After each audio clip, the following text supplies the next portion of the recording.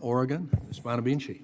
Thank you, Mr. Chairman. Secretary McMahon, on February 13th, during your confirmation hearing, Senator Murray asked you, if confirmed, do you commit to getting every dollar we have invested in our students and our schools out to them? And you replied, well, the appropriated dollars and those monies that are passed by Congress, yes.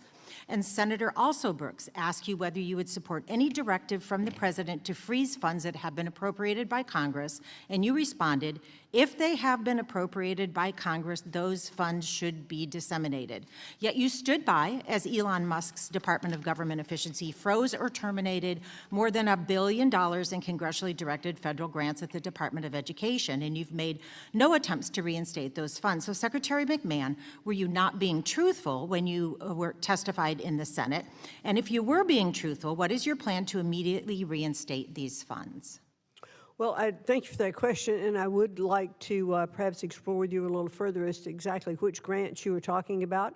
I believe $1 billion in congressionally directed federal grants that have been cut. And as I said, I would like to work with you and to understand exactly which grants you're talking about.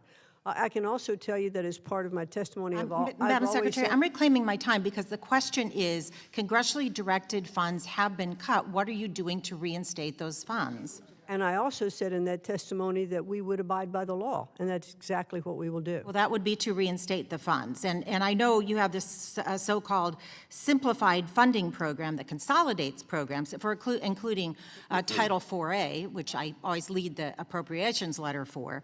But overall, this consolidation, so-called consolidation, leads to a $4.5 billion cut.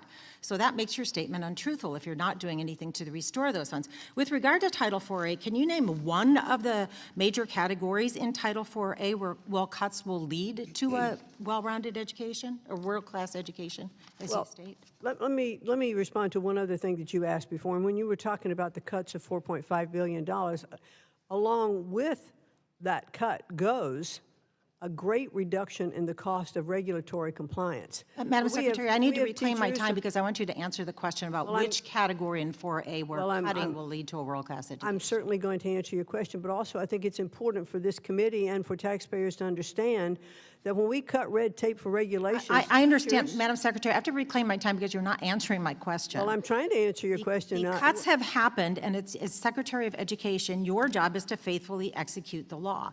Correct. And if you can't do that, you shouldn't be in this job. I have another question for you. Since you've been in office, you've violated or stated your intention to violate several major federal laws that have been enacted by Congress. And one of them I want to talk about is the Education Sciences Reform Act.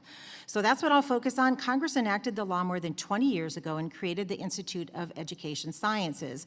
IES provides evidence-based data to improve student outcomes and support teachers. But the Trump administration unilaterally canceled more than $900 million in IES grant funding and reduced IES staff from 175 to fewer than 20 employees, a reduction of about 90%. So Secretary McMahon, what statute authorizes you to unilaterally dismantle an office Congress created? What we have done to the benefit of those grants is to, well, first of all, let me say that there are a lot of contracts that are done in IES. So none of those contracted services have been affected. And also, what is part of IES and the funding you're talking about are for NAPE, and for the NAPE program is already in place for the next 5 years. However, we did renegotiate that contract and save $540 billion, I think. And you could do that with fewer than 20 employees, is what you're saying? We are doing it because we are able to continue doing what we do because the contracted services which are still in place have not been affected. Yeah, it's hard to believe that you can meet the statutory obligations without money or adequate staff. What do the NAPE scores show when disaggregated by income, by the way?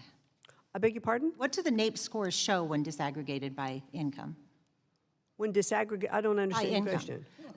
Okay, well, maybe you should look at the NAPE scores because what they say, you and the chairman and a lot of members of this committee use the NAPE scores to talk about how education is doing. What we really need to look at is how we address low-income students. Oh, okay, you're talking about performance and achievement gaps. Okay, I get it now. Yes. Okay, well, NAPE scores, I think, continually show what we all know to be true, I think. I've looked at it in my state of Connecticut.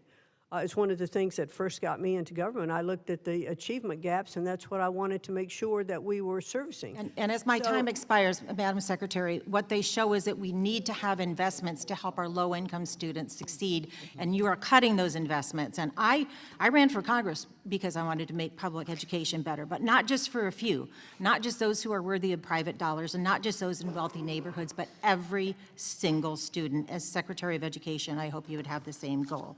I yield do, back. and thank you.